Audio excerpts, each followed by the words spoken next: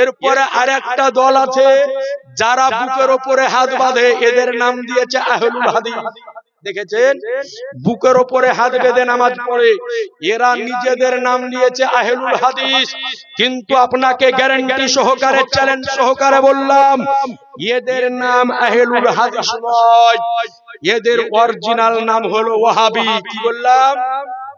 এদের অরিজিনাল নাম হলো ওয়াহাবি।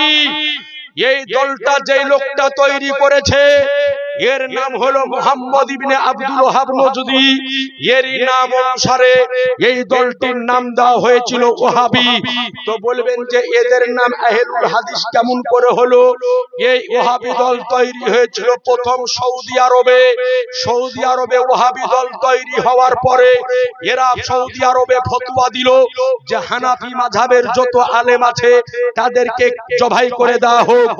আজকে বর্তমান সময় অনেকে এই কথা বলে যে ভারত, বাংলাদেশ আর পাকিস্তান ছাড়া কোথাও মাজার নাই, শুধু এই তিন দেশেই মাজার।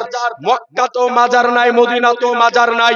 এ আজিজানে মুহতারাম, আজ আপনাকে গ্যারান্টি সহকারে বললাম, 1101 হিজরির পূর্বের ইতিহাস আপনি আলগা করেন, মক্কাতেও মাজার ছিল, মদিনাতেও মাজার ছিল।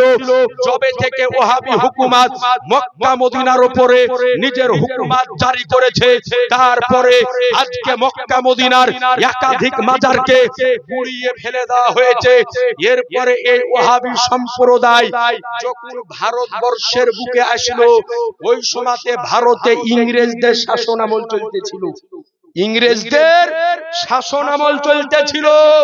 তো এরা ভারতে আসার পরে যখন নিজের মত ওয়াহাবি প্রচার করতে লাগলো, তো ভারতের লোক হচ্ছে নাবি প্রেমিক, ওলি প্রেমিক, পীরপন্থী মানুষ বেশিরভাগ, নাকি ভাই? ভারতের মানুষ। তো সৌদি আরবের ওরা আসার পরে যখন ওদেরকে বললো যে তোমরা কোন দলের লোক, তো বললো যে আমরা হলাম ওয়াহাবি। তখন ভারতের লোকে বললো, রে এ তো এই ওয়াহাবি যারা মক্কা মদিনায় মাজার ভাঙিয়েছে, মার ঝাঁটা বাহি করে এদেরকে ভারত থেকে। ভারতের লোকে যখন এই কথা বললো, তো তখন ওরা গেল ইংরেজ সরকারের নিকটে। আমি মন বানিয়ে বলতেছি না, আহলে হাদিসদের সবচাইতে বড় মৌলবী নাম হলো নওয়াব হাসান খান সিদ্দিকী। তারই লেখা কিতাব মুরসালে সিদ্দিকী, তার 162 পেজের মধ্যে খান সাহেব এই কথাই লিখেছে যে আমাদের অরিজিনাল নাম ছিল ওয়াহাবি। আমরা এই ভারতবর্ষের বুকে আসার পরে আমাদেরই একজন মৌলবী নাম হলো তার হুসাইন বাটলবি ইংরেজ সরকারের কাছে গেল। যাওয়ার পরে বলল যে আমাদের ওয়াহাবি নাম নিয়ে ভারতে টিকতে পারছি না, তো আমাদের একটা নতুন নাম দেয়া হোক। তো ওদের নাম ইংরেজ সরকার দিল যে আজ থেকে তোমাদের নাম হলো আহলুল হাদিস। কথা বুঝতে পারলেন?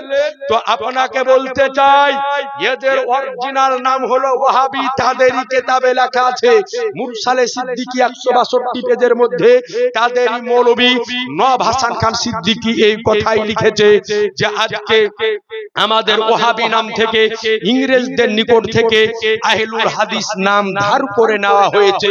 তাদেরই কিতাবের মধ্যে এটাই লেখা রয়েছে। তো